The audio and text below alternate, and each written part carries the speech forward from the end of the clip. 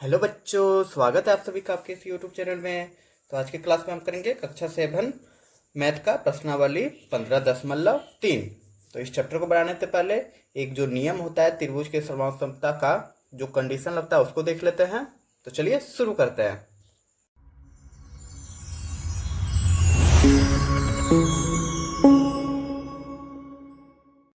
तो बच्चों, पिछले क्लास में हमने बताया था त्रिभुज की सर्वांग के लिए प्रतिबंध।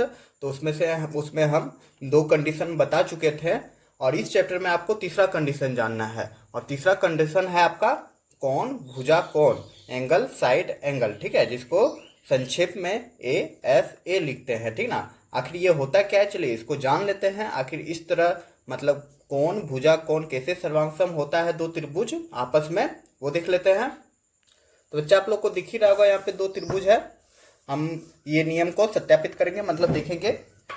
तो देखो होता क्या है कि दो त्रिभुज दिया हुआ है और सर्वांगसमता के बारे में बताया कि दो आकृति अगर यदि समान आकार का हो, समान साइज का हो, तो वो सर्वांगसम होता है। तो इसमें हम सिद्ध करेंगे कौन भुजा कौन से, ठीक है। तो यहाँ देखो दो त्रिभुज है एबीसी और, तो लिख देंगे त्रिभुज एबीसी और डीईएफ में ए बी सी, त्रिभुज ए बी सी तथा त्रिभुज डी ई एफ में हम क्या देख रहे हैं, हम देख रहे हैं यहाँ पे देखो कौन ए और यहाँ पे कौन डी दोनों बराबर है, 70-70 है ना। तो हम लिख देंगे कि कौन ए बराबर है कौन डी के। क्यों? क्योंकि दोनों का मान 70 डिग्री है, ठीक है। उसी प्रकार हम देख रहे हैं ए बी भुजा जो दिख रहा है आपको, ए बी इसमें और इसमें डी ई दोनों बराबर है। तो लिख देंगे ए बी भुजा बराबर है डी ई भुजा के। क्यों जी? क्योंकि दोनों का मान x सेंटीमीटर है, ठीक ना, कुछ मान है x सेंटीमीटर। अब देखो यहाँ पे कौन बी 30 है और कौन ई 30 है। हो सकता है ये जो 30 है ऊपर भी हो सकता है, 70 नीचे भी हो सकता है, कोई फर्क नहीं पड़ता है, ठीक ना। हमको सिर्फ कंपेयर करना है, कौन का मान बराबर लाना है। तो यहाँ देखो कौन बी बराबर हो जाएगा कौन ई के, कितना है जी 30 डिग्री। तो यहाँ पे देखो ये नियम लागू कर गया। जब ऐसा कंडीशन होता है जिसमें किसी भी दो त्रिभुज का दो कोण बराबर हो और एक भुजा बराबर हो, तो उसको एस ए ठीक ना कहते हैं। एस ए सर्वांग समता नियम से लिख देंगे कि एस ए सर्वांग समता से त्रिभुज जो आपका ए बी सी है वह सर्वांगसम है त्रिभुज डी ई एफ के। आई होप समझ में आ गया होगा कि कैसे प्रूव करते हैं। तो ये हो गया PROVED प्रूव्ड, ठीक है। तो भुजा कौन भुजा के बारे में समझ में आ गया। अब जब ये आ गया आपका, ठीक ना, कौन भुजा कौन, ठीक ना, एंगल साइड एंगल जब आ जाएगा आपका, तो दोनों त्रिभुज आपस में क्या होगा, सर्वांगसम होगा। और जब दोनों त्रिभुज आपस में सर्वांगसम होगा, इसका मतलब इस त्रिभुज को इसके ऊपर रख देंगे तो समान साइज का होगा, किधर से भी नापेंगे तीनों कोण बराबर होगा, तीनों भुजा इस संगत भुजा आपस में इसके बराबर होगा, ठीक है। तो चलिए अब देखते हैं इस चैप्टर को। अब तो पहला नंबर क्वेश्चन है कि त्रिभुज PQR में कौन P और कौन Q के अंतर्गत भुजा डॉट है। तो चलिए बनाते हैं इसको। तो देखो इसमें कहा गया है कि कोई त्रिभुज है, ठीक है, त्रिभुज हम मान रहे PQR, ठीक है। तो इसका देखो कह रहा है कि कौन P ये दिख रहा है और कौन Q ये, तो इसके अंतर्गत भुजा, तो इसके अंतर्गत भुजा यही वाला ना हुआ, ये दोनों कोण के अंतर्गत भुजा कौन सा हो गया PQ। तो इसका आंसर क्या हो जाएगा PQ। आई होप समझ में आ गई होगी। तो चलिए देख लेते हैं नेक्स्ट क्वेश्चन अब। तो क्वेश्चन नंबर 2 है बच्चा, यहाँ पे दो फिगर दिया गया है, उसी प्रकार यहाँ पे फिगर दिया गया है, ठीक है। और कहा है क्वेश्चन की उपर्युक्त चित्र, मतलब ऊपर में जो चित्र बना हुआ है मैं ASA एंगल साइड एंगल का उपयोग करते हुए बताइए कि कौन से त्रिभुज के युग्म सर्वांगसम है। सर्वांगसम की स्थिति में उत्तर को सांकेतिक रूप में लिखिए, ठीक ना। यहाँ पे प्रूव करना है कि कौन सा यहाँ पे जो है त्रिभुज सब सर्वांगसम है। तो चलिए बनाते हैं। तो क्वेश्चन यही है, दूसरा का 1 नंबर आकृति 1 है ये। तो इसमें देखो 40, 60 और 3.5 सेंटीमीटर है और इस त्रिभुज में 60, 40 और 3.5 सेंटीमीटर है। तो इसको प्रूव करना है कि ASA के थ्रू ये त्रिभुज सर्वांगसम है या नहीं। तो हम लिख देंगे त्रिभुज ABC तथा त्रिभुज डी ई एफ में हम क्या देख रहे हैं बच्चा, यहाँ पे देखो कौन ए 40 है और इसमें कौन ई 60 है, अलग अलग है, लेकिन नहीं कौन एफ 40 है यहाँ पे। ठीक है, तो हम लिख देंगे कौन ए बराबर है कौन एफ के। क्यों जी, 40 है दोनों। ठीक ना। अब उसी प्रकार हम देखेंगे यहाँ पे भुजा देख रहे हैं। ए बी भुजा जो है 3.5 है और ई एफ भुजा जो है 3.5 है। दोनों त्रिभुज में अलग अलग जो भुजा, संगत भुजा जो है बराबर है। तो लिख देंगे ए बी बराबर है ई एफ के। क्यों जी, क्योंकि दोनों का वैल्यू 3.5 सेंटीमीटर है। ठीक है बच्चा। आगे है कौन बी यहाँ 60 है और कौन ई 60 है, तो कौन बी यहाँ बराबर हो जाएगा कौन ई के। क्यों जी, क्योंकि दोनों का वैल्यू 60 डिग्री है। तो यहाँ हम देख रहे हैं कि एंगल, साइड, एंगल, ठीक ना, तीनों चीज बराबर आ गया तो यहाँ पे सर्वांग समता नियम लग जाएगा। तो हम लिख देंगे ए एस ए सर्वांग समता से, या से सिंपल सा लिख देंगे। तो हम लिख दे रहे सर्वांग समता से। ठीक ना, सर्वांग समता से क्या कि त्रिभुज ए बी सी सर्वांगसम है त्रिभुज डी ई एफ के। यही तो प्रूव करना था। ठीक है बच्चा, तो यहाँ पे आंसर हो जाएगा आपका। चलिए अब देख लेते हैं नेक्स्ट।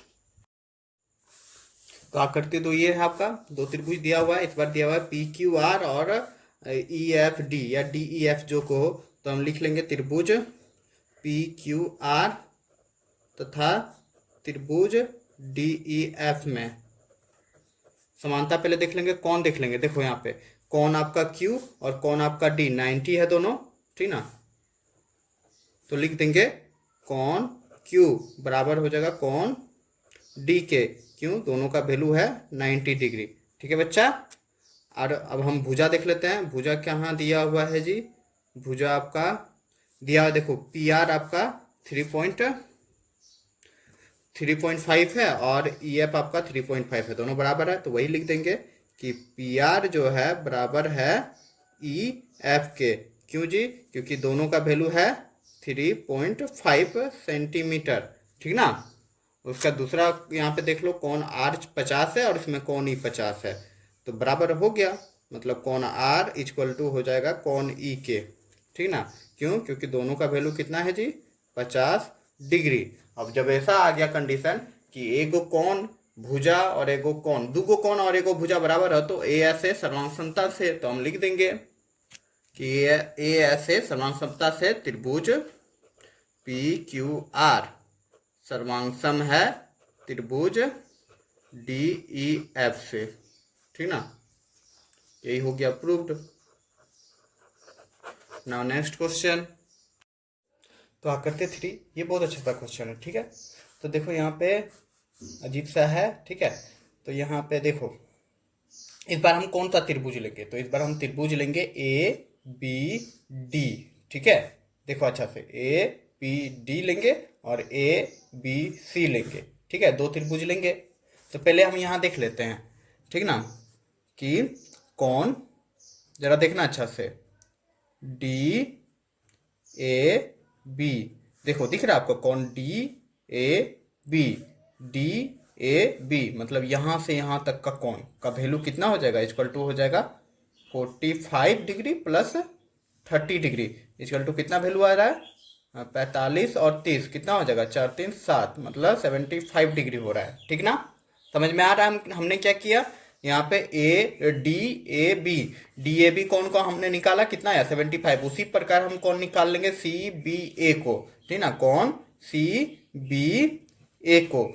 बी ए को निकालेंगे तो कितना आ जाएगा 45 डिग्री प्लस 30 डिग्री, यही है ना 45 और 30 डिग्री, तो आ जा रहा है वही चीज 75 डिग्री। अब हम निकालेंगे त्रिभुज, कंपेयर करेंगे। ठीक ना, त्रिभुज कौन सा डी ए बी, दिख रहा है आपको त्रिभुज डी ए बी। ठीक ना, डी ए बी मतलब ये वाला त्रिभुज।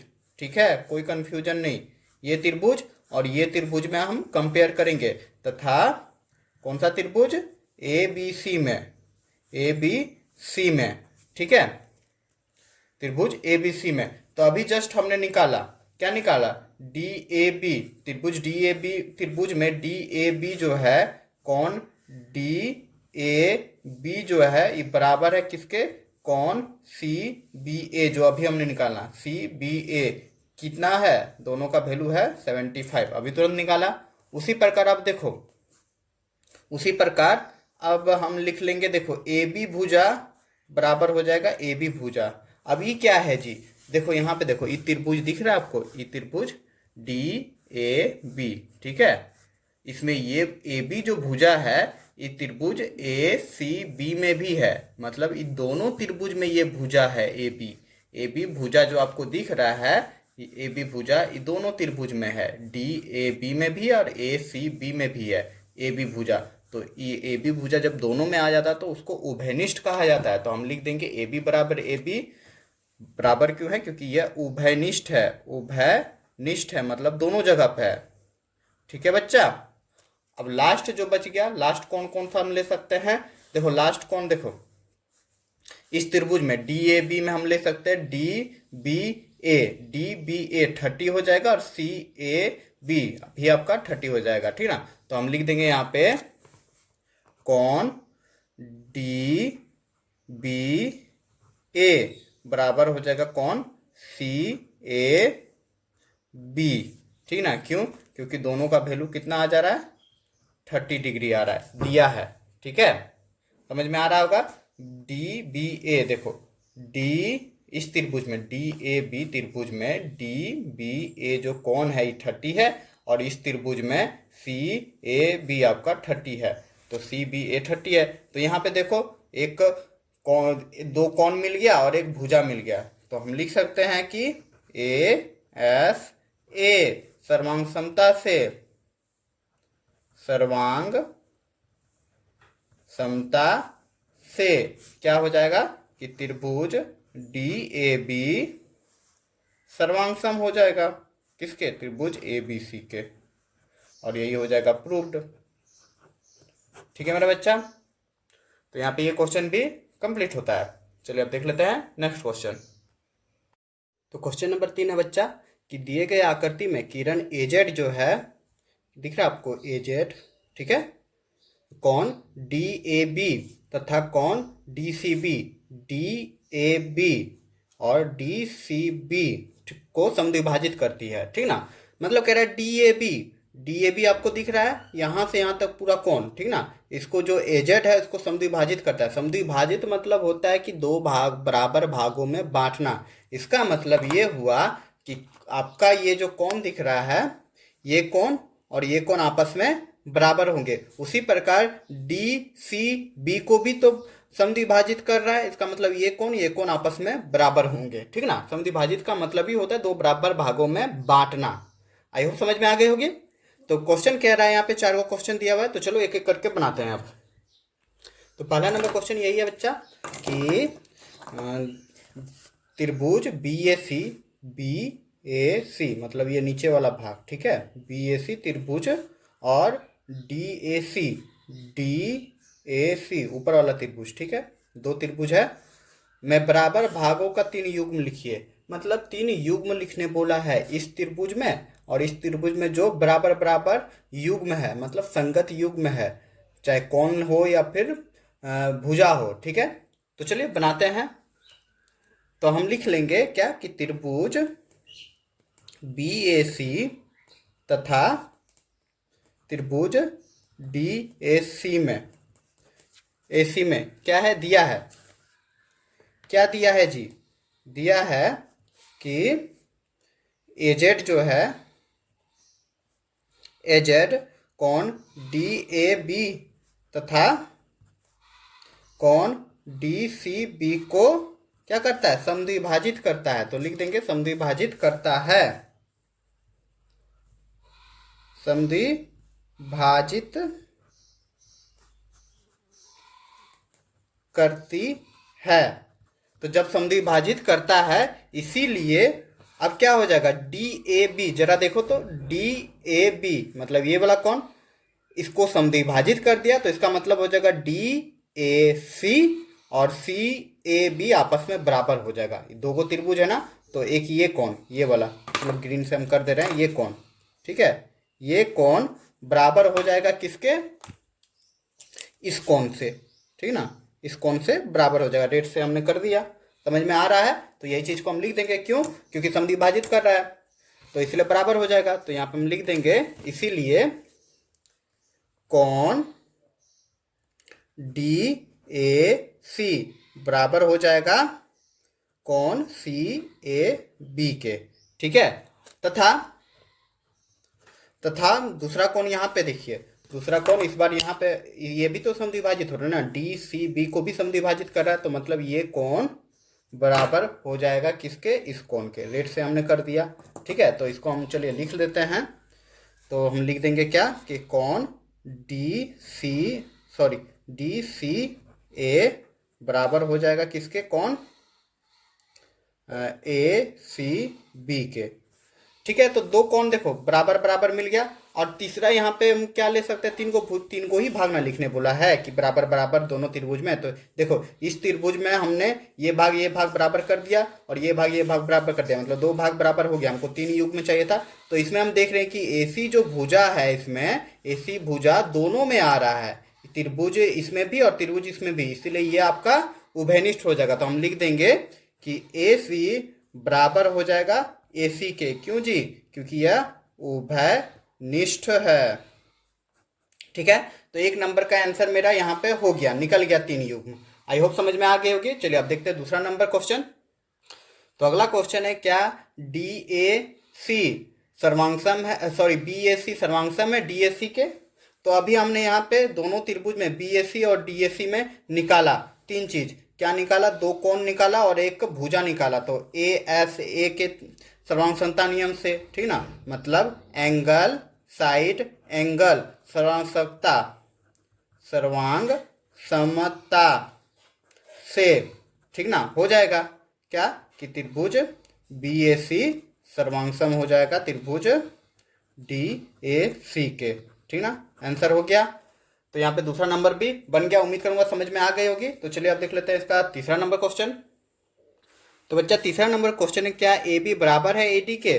देख रहे हैं ए बी बराबर है ए डी के, ए बी बराबर ए डी है, अपने उत्तर का उचित कारण दीजिए। तो कह देंगे हाँ बराबर है। क्यों बराबर है जी, by C P C T, मतलब सर्वांगसम है, इसलिए भुजा भी आपस में बराबर होंगे, संगत भुजा बराबर होंगे। उसी प्रकार चौथा नंबर जो क्वेश्चन है, सी डी बराबर है सी बी के, सी डी कहाँ है, सी डी बराबर है सी बी के। तो हम लिख देंगे हाँ सर्वांगसमता नियम से। तो इसका आंसर हम लिख देंगे, चूंकि त्रिभुज बी ए सी सर्वांगसम है त्रिभुज डी ए सी के, इसीलिए ए बी बराबर हो जाएगा ए डी के। सर्वांगसम रहने पे कोरस्पोंड एंगल बराबर होते, तो by C P C T आप लोग लिख सकते हैं, ठीक ना, ठीक है। उसी प्रकार तीसरा नंबर लिख सकते हैं, चौथा नंबर मतलब देख सकते हैं, लिख सकते हैं, वही सेम चीज हम लिख देंगे। तो क्या सी डी बराबर सी बी होगा। तो हम लिख देंगे चूंकि त्रिभुज बी ए सी सर्वांगसम में, हमने सर्वांगसम सिद्ध कर दिया है डी ए सी के, इसीलिए सी डी बराबर हो जाएगा सी बी के by C P C T, या कोरस्पोंड एंगल आर इक्वल, ठीक ना, यही होता है, मतलब सर्वांग संगत भुजा आपस में बराबर होते हैं। तो ये हो जाएगा आंसर। आई होप ये क्वेश्चन भी आप लोग को अच्छे से समझ में आ गया होगा और ये चैप्टर को आप लोगों ने अच्छे से बनाया होगा। अगर अच्छे से समझ में आया तो ज़्यादा से ज़्यादा लाइक करें, अपने दोस्तों के बीच शेयर करें और इसी तरह का वीडियो पाने के लिए हमारे चैनल को सब्सक्राइब करके रखें। तो चलिए मिलते हैं अब अगले वीडियो पे।